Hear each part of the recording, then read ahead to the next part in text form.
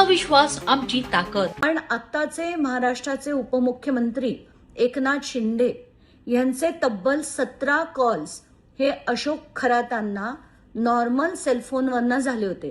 आता व्हॉट्सॲप किती झाले आणि इतर किती झाले मला माहीत नाही, पण 17 कॉलपैकी 10 इनकमिंग आणि 7 आउटगोईंग कॉल्स होते, ज्याच्यात सगळ्यात जास्त वेळ हे 21 मिनिटं यांच्यात संभाषण झालं. जर महाराष्ट्राचे उपमुख्यमंत्री एकनाथ शिंदे हे जर अशा व्यक्तीला 17 त्यांचे कॉल झालेत, तर हे कशासाठी झालेत ह्याचं उत्तर एकनाथ शिंदेनी देणं गरजेचं आहे. भोंदूबाबा अशोक खरात हे प्रकरण गाजत असताना आता याच्यात नवीन ट्विस्ट आला आहे. जी अंजली दमाने आहे त्यांच्याकडे CDR आहे असे ते म्हणत आहे. त्यांनी थेट जे राज्याचे माजी मुख्यमंत्री आणि सध्याचे उपमुख्यमंत्री आहे एकनाथ शिंदे यांनी 17 कॉल केले होते भोंदूबाबा अशोक खरात यांना. याचे त्यांनी स्पष्टीकरण द्यावे असे ते सांगत आहे. या संदर्भात बोलण्यासाठी आपल्यासोबत शिवसेनेचे आमदार संजय गायकवाड आहे, त्यांच्यासोबत आपण बोलणार. भाऊ, तुम्ही अंजली दमान्याचं स्टेटमेंट बघितलं असेल. त्यांनी असं म्हटलं की 17 कॉल केले एकनाथ शिंदे साहेबांनी अशोक खरातला, स्पष्टीकरण द्यावे, काय म्हणताय?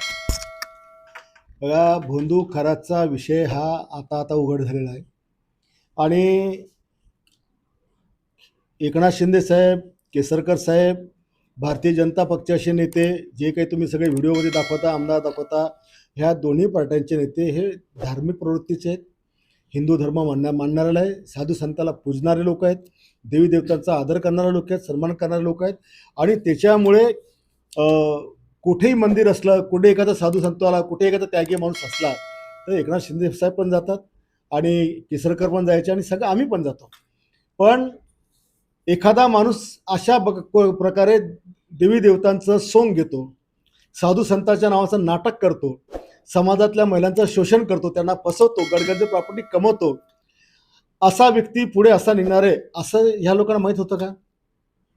किंवा हे माहीत असताना सुद्धा त्यांनी त्यांच्याशी संपर्क ठेवला तर गोष्ट वेगळी होती.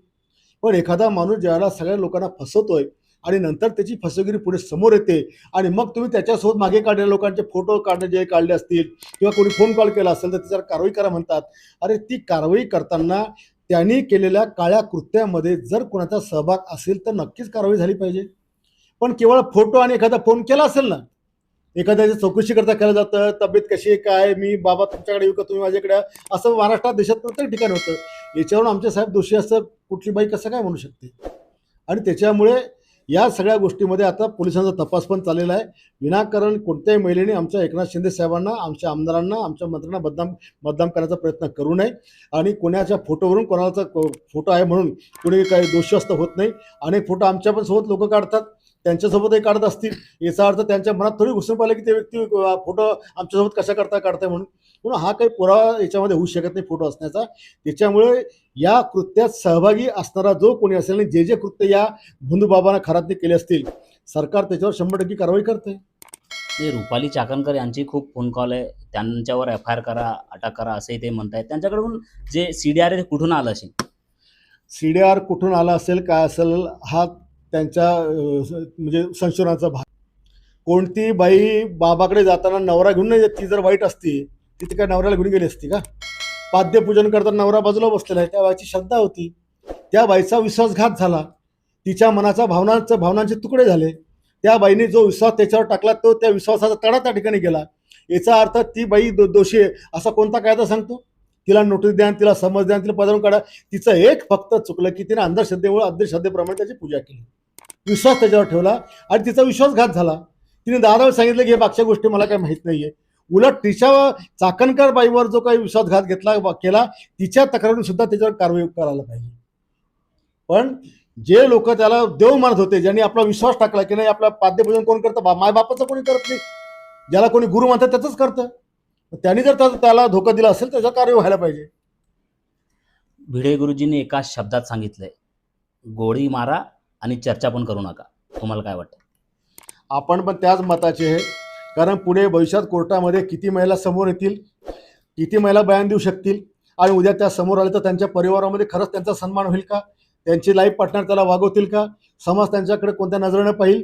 त्याच्यामुळे त्याचे व्हिडिओ जे काही जाहीर करतात ते व्हिडिओ पण जाहीर व्हायला नाही पाहिजे. तुम्ही पोलिसांनी त्यांचे सीडी काढायचं, रेकॉर्ड काढायचं, महिला वकील असेल, महिला जज असेल यांच्यासमोरची केस चालवायची आणि ताबडतोबीनं याला दणकन याला शिक्षा दिली पाहिजे एकाच फटक्यात. त्याच्याशिवाय अशा समाजाला धोकादायक लोक सुधरू शकत नाही.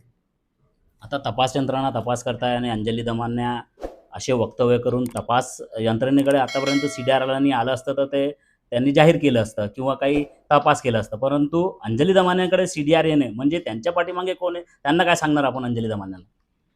आता तुझ्याकडे खरंच CDR आहे का नाही आहे हे पोलीस बघतील. आपण आज त्याला सांगू शकत नाही तिच्याकडे CDR आहे का नाही आहे, कारण काही लोक प्रसिद्धी करता बरंच काही खोटं बोलतात. पण माझा म्हणणं आहे की जर 17 कॉल केल्याचं CDR जरी आमचा साहेब त्यांच्या म्हणण्याप्रमाणे असेल, पण आम्हाला खात्री आहे की त्याच्यामध्ये त्यांना काहीच मिळणार नाही, 100% आम्ही सांगतो.